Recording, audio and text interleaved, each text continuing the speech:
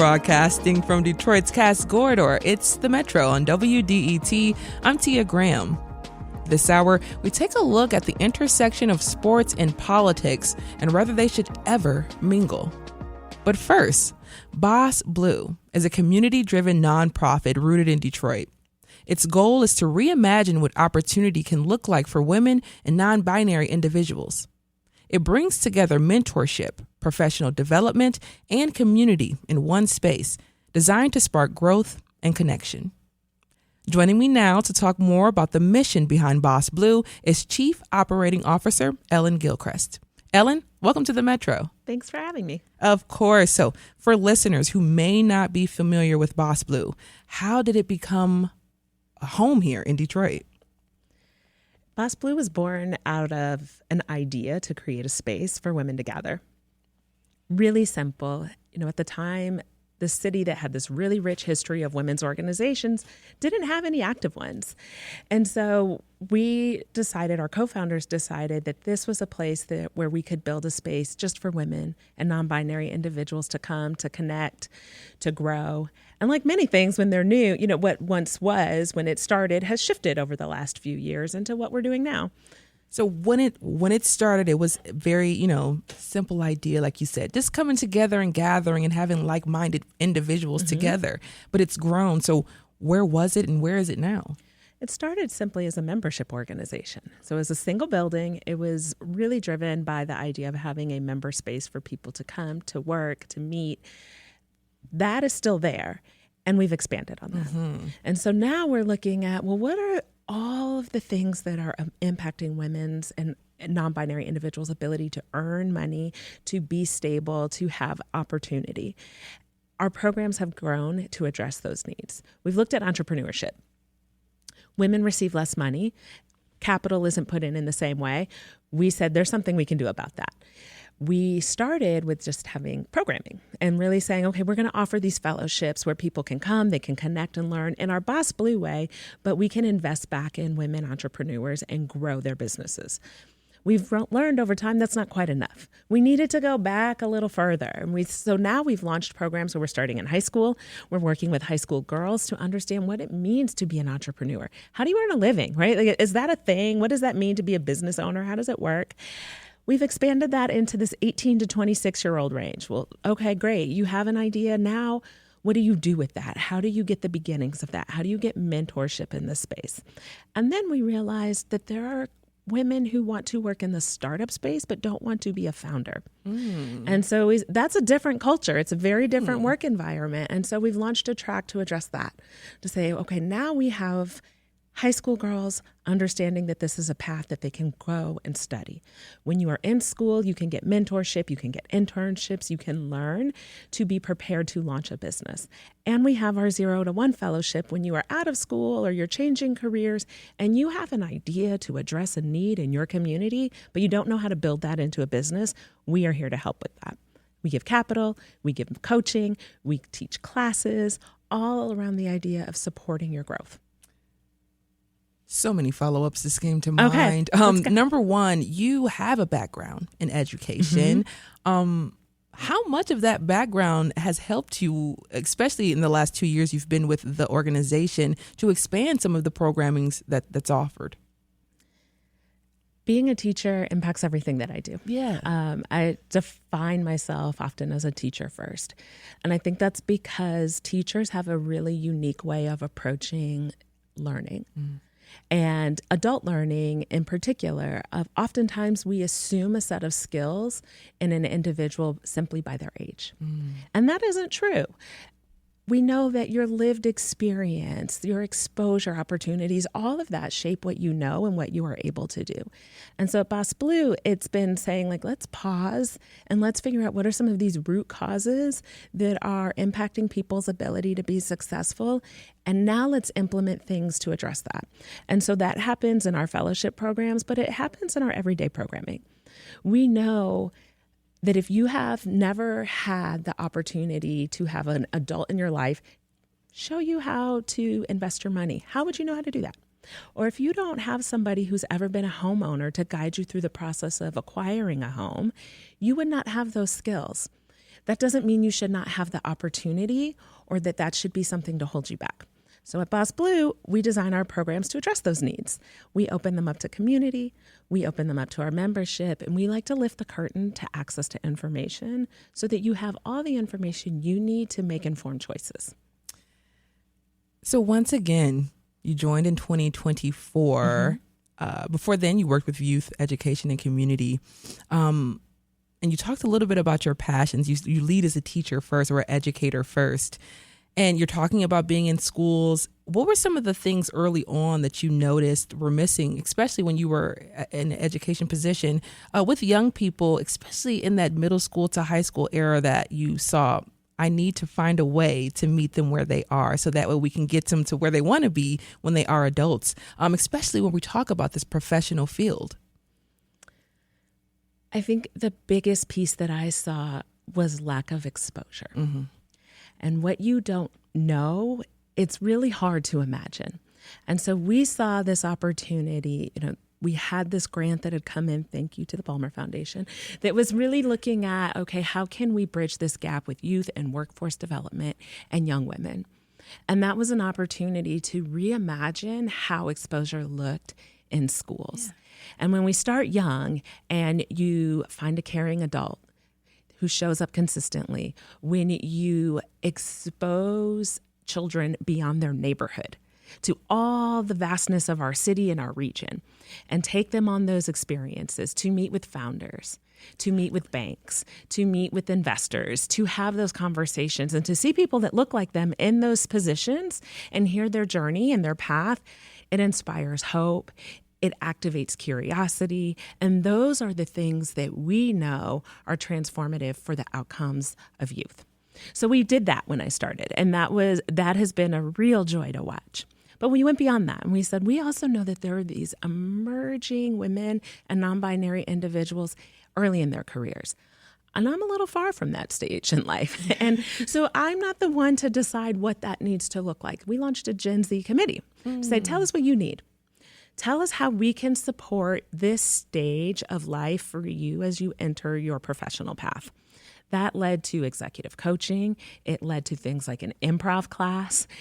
It led to health conversations, all of these things being driven by the needs of people who fell in that demographic.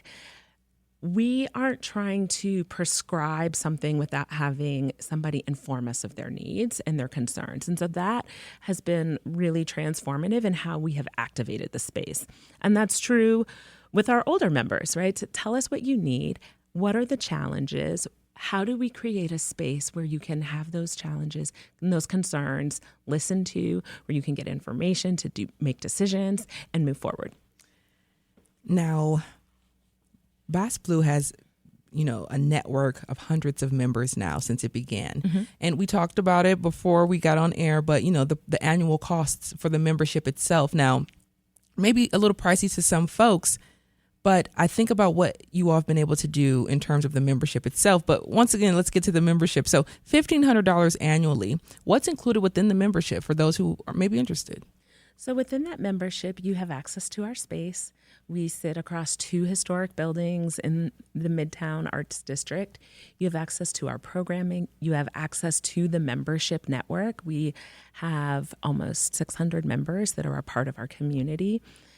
So you get all of that. You get all of the programming that comes with BasBlue. We also recognize, and I think this is important to say, that $1,500, while we still subsidize that cost for people, particularly for some folks in this area, that is cost prohibitive. Mm-hmm. And your ability to afford a membership fee should not limit your access to opportunity and information. To address that, we have a program called Trailblazers. And our Trailblazer program is a no-cost membership for those who want to be a part of BasBlue and can tell us why. Mm. We try to limit what we require because your why is different than my why. But as long as I have a why as to why I want to be there, we open the door to you. And so we had 115 Trailblazers last year. We're hoping to have 120 this year. You can reapply. We recognize that 1 year doesn't necessarily change your financial situation. And so you can apply as you need to, and we work off the honor system on that. And that, I think, is about saying we trust you and we find value in you being in our community. Just listening to you say that just now, I instantly thought, well, this sounds similar to a sort of sorority almost. You have this nationwide connection with so many different folks that you can just reach into your network and you can find someone that can help you. You talked a little bit about it, of course, the membership, the importance of that, the trailblazers. But I do want to know more about what it is for you, once again, educating adults in this situation, in this space. It's a little bit different, like you said, to educate adults versus children. What have you noticed when you are in these spaces working with young women or even women who are a little bit older when you are trying to help them find out what they want to do? I'll go back a little bit, Tia. So the piece that brought me to BasBlue was my own background. And I made a pivot to step into BasBlue in this role. But I did that because I had phenomenal women at different points in my life who invested in me. I went to a women's college and I experienced the beauty of that consolidated brain power in a space. That was what made me say yes to this role. And every day I get to go to work and I get to engage with such incredible individuals that are a part of our network. People who are looking for community, who are looking for a space to feel like they belong, who are looking for a place to connect. We find people come to us at all these different transition points, whether they're getting a new job, they're taking a new career path, they've relocated, they're emerging in the workforce, they're leaving their time in the workforce. So much of what I see our role is we are connectors and we are community builders. And when people feel like they have a place to belong, they are invested. And when they're invested, they invest in others. And we're changing the way we do that, right? We are saying that there's plenty of room for everybody here. Your background, your ability to afford or not afford something should not limit what you can do. And we're trying to disrupt that every day. But we're trying to do it in a way that's inclusive and that feels like a hug and a home. Yeah. And I think that's what's so special about BasBlue. When you walk in, it feels like that. And that's a hard thing to describe until you come. But when you create a space where people feel a sense of comfort, where they feel welcomed, where they feel seen and valued, what a better job to have. I love that. I love that. This is the Metro. I'm Tia Graham. We're learning a little bit more about BasBlue and its mission to support women in all spaces, but especially in professional spaces. Our guest is Ellen Gilchrist, BasBlue Chief Operating Officer. Now, you've built, once again, hundreds of women in this network. What makes the BasBlue community different from other professional spaces, especially in and around Detroit and Metro Detroit? One, we're a physical space. Okay. We actually have a space where you can come, you can sit, you can meet, and having that ability to have a physical space to convene and gather is really important. I think we're losing a lot of those in our community. So I think that's the first piece. The second piece that I would say that makes us different is we are looking holistically at the challenges that are impacting women. We recognize the correlations between your health and wellness and your professional work. And we're offering opportunities to invest and to learn about that. We're talking about being pregnant at work. We're talking about fertility. We're talking about menopause and perimenopause. We're talking to mothers about their daughters who are going through puberty and what that means for them. Where else do you go and get those questions answered? And where can you have information from doctors and professionals shared with you? Where can we talk about nutrition and how you can learn your changing body and what the needs are of that body and how you can best fuel it and then provide resources to support that? And we do that in a way that supports the people who are doing that work. So we bring in local businesses, we bring in women and non-binary folks who are doing this work to share their experience. And I think that makes us a really unique place. I don't know of another space that is not just talking about the professional challenges, but is holistically talking about what personally impacts you, your health, your mental wellness, all of these pieces wrapped up into a package. because there's so much that goes into health and wellness, women, and being in the workspace and workplace. I often talk about, and it's a joke, but it's serious, menstrual cycles, going through the menstrual cycle, some of the, the first few days, whatever it may be. It's hard to come into work sometimes when you have different levels of health concerns happening with you. So how does that really contribute to your professional work when we talk about health, wellness, and women in the workplace, and how much of that can actually change for us in the future? I think you have to start by naming it, by saying it, by not having this kind of taboo around something that impacts half of the population. Exactly. And so that's the first place. We very few topics are off limits in our office and in our house. We address it head on.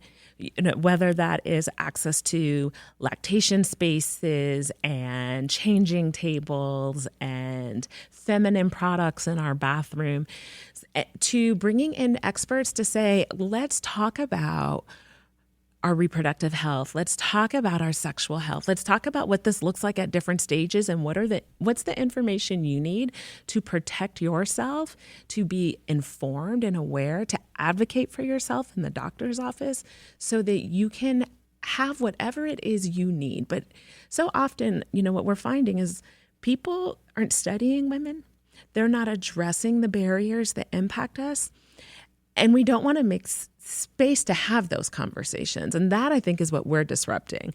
We're saying, no, we don't get to not talk about this. Actually, we have to talk about it, because if we want women to be in the workforce, if we want to have a space at the table, then we have to shift how the tables are built. And that means we need to be accommodating, and it should not be something that is inconvenient. It's second nature. If we have employees that have children, and it doesn't disrupt their work, bring your child in. If you need to flex, we flex. We have to say we understand what it means to be a working mom, to be a working auntie, to be a guardian, to be somebody who is at the different stage of life and is now going through perimenopause or menopause, and what that means, that's not just a quick little day in your life. No. It impacts how you show up and how you perform, and it doesn't mean that you don't perform at the same level.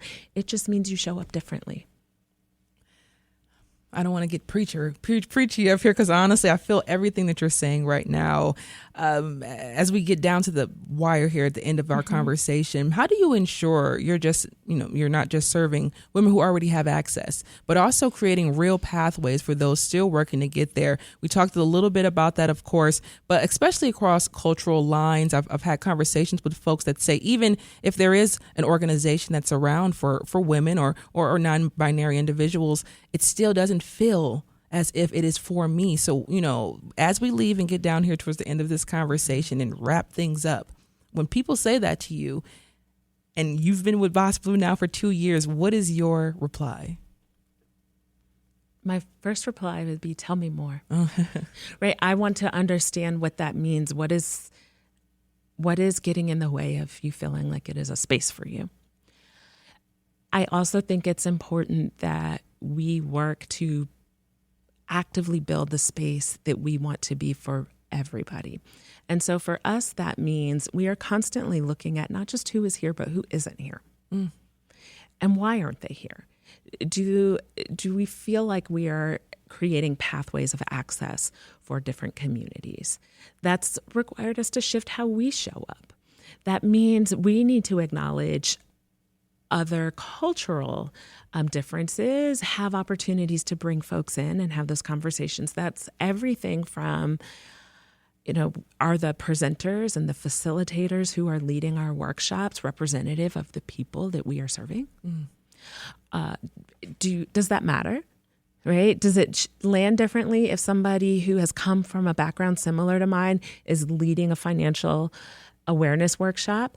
It does. That's about trust building. And so we're constantly thinking about not just what we offer, but the faces that we put in front of the people that we offer. How do we build relationships in community? How do we find people who are trusted in community to be our spokespeople, who deeply believe in what we're doing, and they've found a place in us? And I think that's really important too. Most people come to us through word of mouth. And that is because the people who come to us have found a place where they belong and feel valued and cared for, and they share that with others. And so for us, it's about making more people in different communities feel that way, so they'll continue to spread the word about us. Ellen Gilchrist is the Chief Operating Officer for BasBlue. BasBlue will host an open house May 14th for anyone curious about the organization. As well, BasBlue will also host vinyl tastings with Chef Amber and Chef Booze. It's a culinary experience pairing food and its flavors to a musical soundtrack. This time around, WDET's Ryan Patrick Hooper will be on the ones and twos spinning some of the best tunes from the Motown era. And that's happening August 8th at BasBlue. Ellen, thank you so much for joining us on the Metro. I look forward to keeping our connection going and having you back on the show. Thank you so much, Tia. Great to be here. Stay right there. We'll be right back. This is the Metro.